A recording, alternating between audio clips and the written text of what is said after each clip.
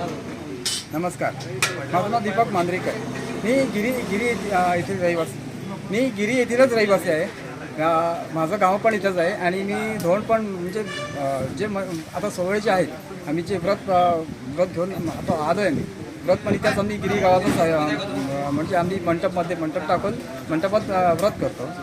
तसंच सांगायचं म्हणजे आम्ही आमच्या मंडपात एवढे सात्विकता आहे की सगळेजण प्रत्येक वेगवेगळे माणूस आंघोळ करून आम्ही जेवण बनवतात. आणि जेवण बनवताना जर कोणी एकमेकाला जर म्हणजे टच पण झाला तर आम्ही परत आम्हाला आंघोळ करावी लागते.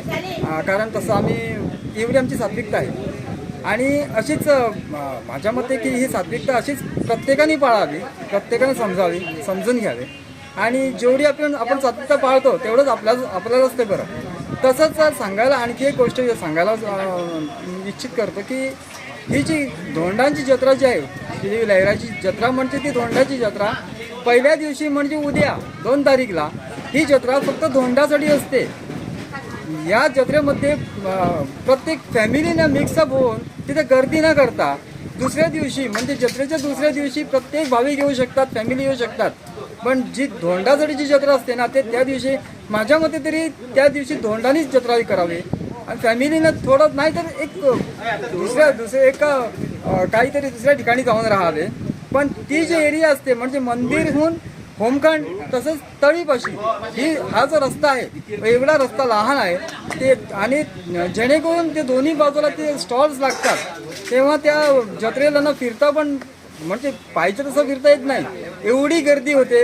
आणि अक्षरशः ते तिथं छोटी मुलं आमच्या भगिनी आमची लहान मुलं अशी चिरडली गेली जातात की आम्हाला ते बघवत नाही.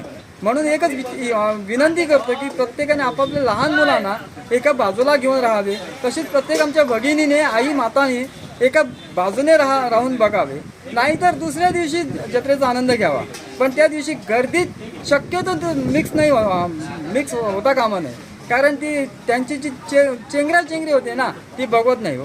म्हणून एक विनंती करतो की सर्वांनी शांत चित्ताने जत्रेत जावं, जत्रेत देवीचं दर्शन घ्यावं. फॅमिलीनं जर घ्यावं असेल तर सकाळी दर्शन घेऊन यावं.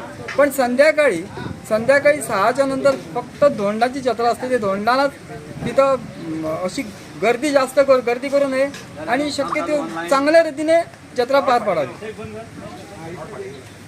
जय देवी लहराई माते.